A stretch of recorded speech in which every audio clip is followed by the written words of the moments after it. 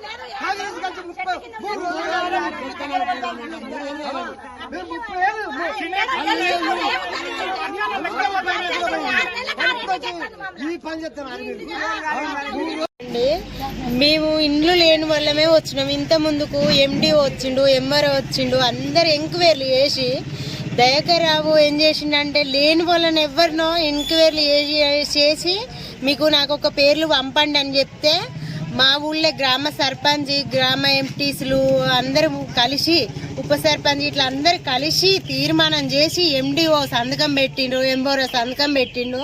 మాకు తీర్మానం చేసి చెప్తే మేము ఇండ్లు చూసుకొని వచ్చి ఉన్నాము. మాకు ఇండ్లు అస్సలే లేవు. మేము రోడ్డు మీదనైనా పడి సస్తాం కానీ, ఈ రోడ్డు మీదనైనా పడి సస్తాం కానీ మేము ఎక్కడికైతే పోయేది లేదు మేడము. మేము కొన్ని రోజులు ఒక 10 ఏండ్లు టీఆర్ఎస్ ప్రభుత్వం గెలిపించడం, ఆయన ఒక 20 ఇండ్లు ఇచ్చిండు. లేదు ఇప్పుడు కాంగ్రెస్ని గెలిపించుకుంటే వాళ్ళు ఒక 20 ఇండ్లు ఇస్తారని మేము యశస్వన్ రెడ్డిని గెలిపించాలి మేము అని యువత పిల్లలు అందరూ కలిసి గెలిపించారు. మేము కూడా సాటుగా ఓట్లు వేసినాము.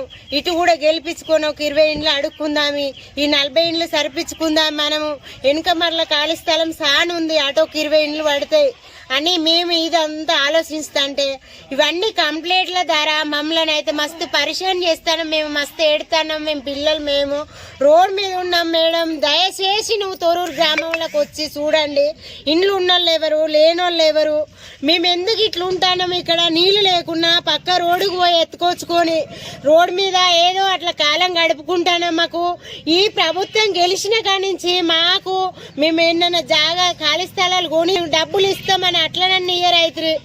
మాకు ఒక ఇండ్ల ఆశ పెడతారు. ఆశ పెట్టి మాకు ఇండ్లు కట్టించి మాకు ఇండ్లలో బోండ్రి మీరు అనండి.